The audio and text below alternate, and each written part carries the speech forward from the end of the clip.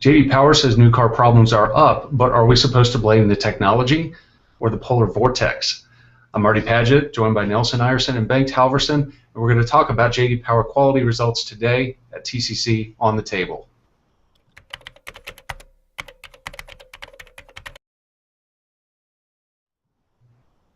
Yeah, so JD Power, big annual announcement this morning. The initial quality study is one of their most respected and kind of an industry benchmark survey.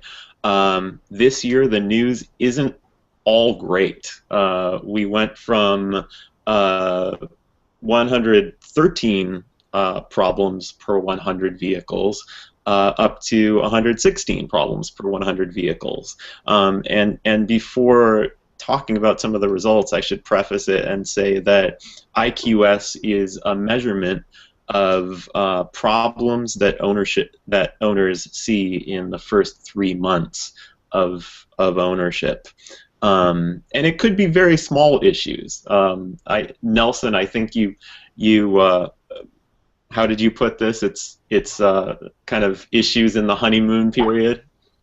Yeah, exactly. It's like just when you start dating somebody, you get their best foot forward. You don't start to see all of their, potential annoying downsides I until you start. believe you said the crazy exes behind them and the horrible bathroom habits too.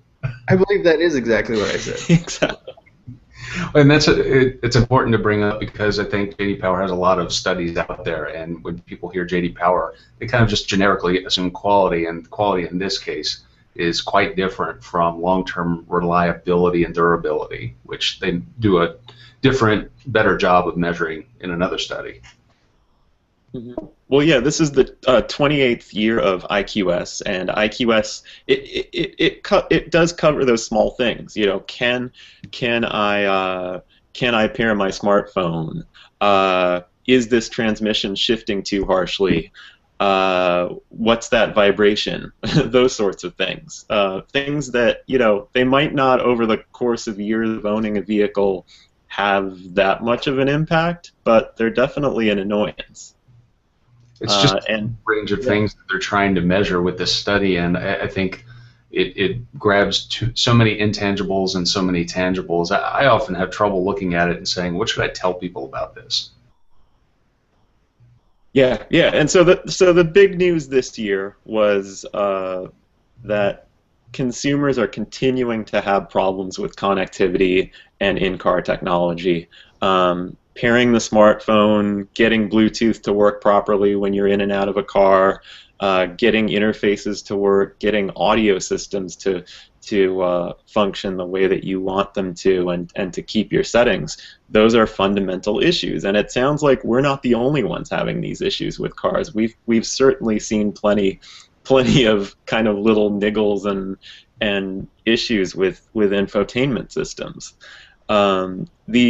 The other kind of wild card in this that JD Power mentioned, well, first, there are a couple outside elements. One of them is that the industry launched a record number of vehicles in the past year, kind of catch up.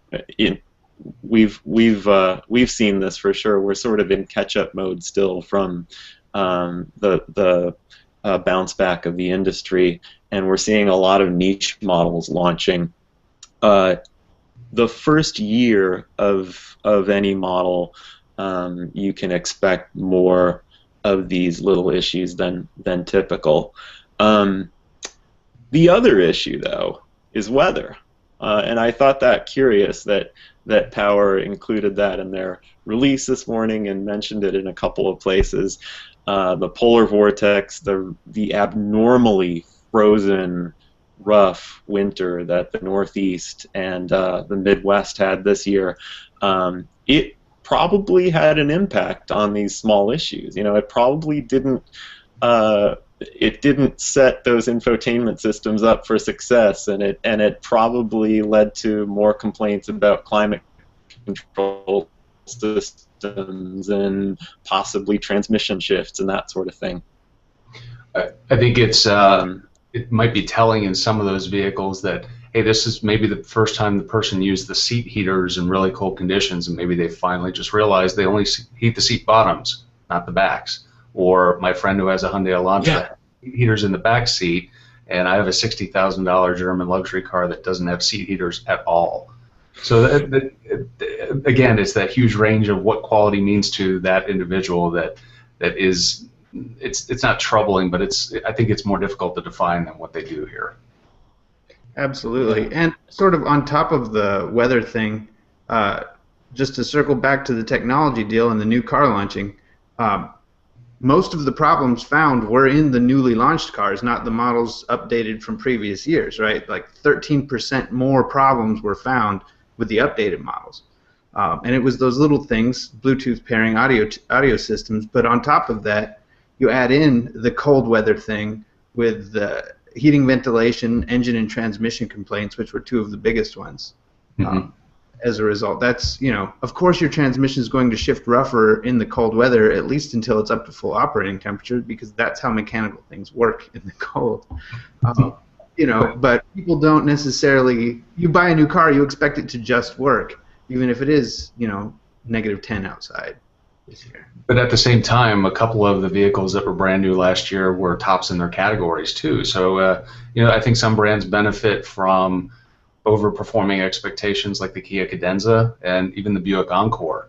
But that, and so does Porsche, which I always find odd. Is you think they would be the most finicky, demanding customers on the planet, and yet 911, Panamera, they consistently perform at the tops of their categories, and Porsche was the top brand overall too. So clearly they're doing something right to please the most difficult people to please on the planet.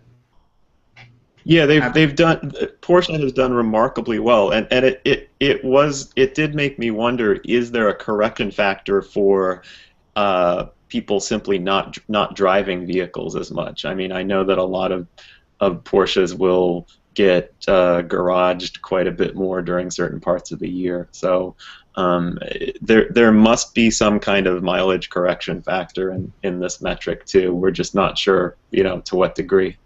Oh, that's an interesting point, because of the Cayenne, maybe the vehicle that Porsche drivers would use the most in the winter, did not finish at the top of its category. It was the sports cars and the Panamera. Yeah. So I forget what the other top finishers were, but I know that the Koreans did really well overall. Yeah, the Koreans did really well overall.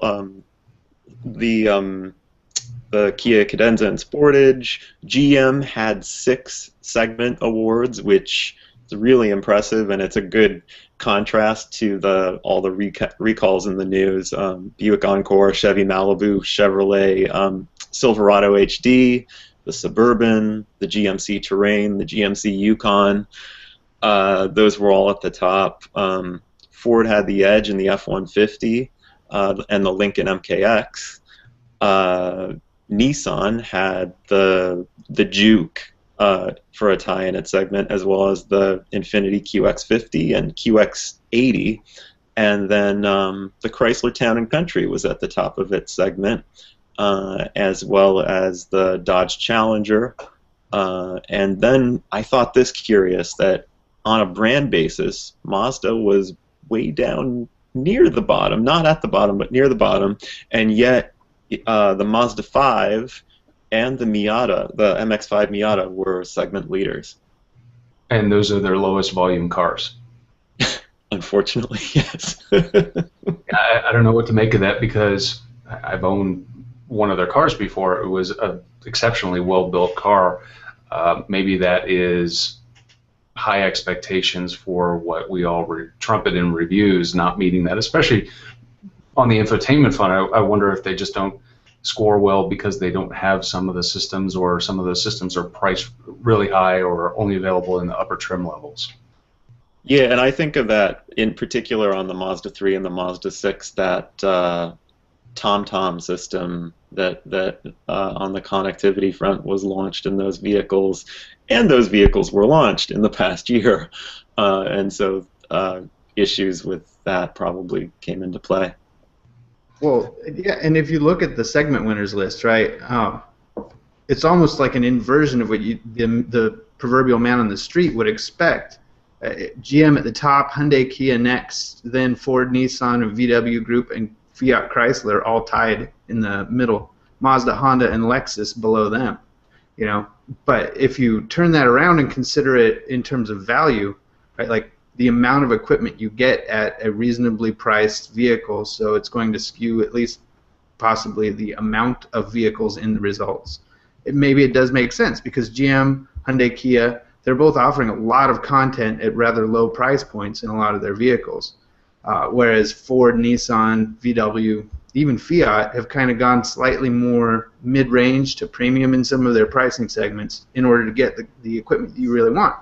And, of course, Honda has long been a victim of that pricing problem, pushing the Accord well up into the mid-$30,000, upper $30,000 range for a nicely outfitted vehicle. And, you know, Lexus is the only luxury brand even on that list aside from the one Infiniti, of the segment winners, you know, not the overall brand, because Porsche obviously topped that. But that's possibly one way to look at the, to me, rather unexpected segment winner results. So are you saying love can be bought? Oh, totally, and the cheaper the better.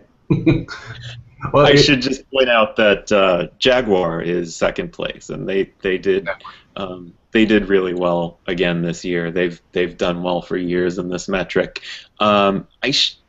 which probably that goes to show that not when you look at a number of these brands, Porsche, Jaguar, Lexus, Hyundai, Toyota, Chevy, Kia, a lot of those top finishers.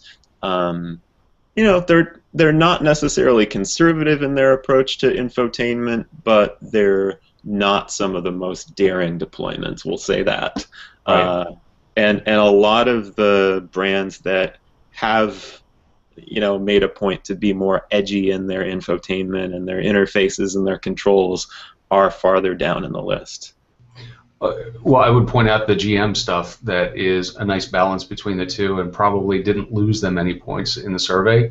IntelliLink and MyLink are really simplified touchscreen interfaces, and they're on a lot of the new vehicles, and they've probably been met with a lot of applause, unlike Q. And you don't see Cadillac and Q filtering to the top of any of these lists.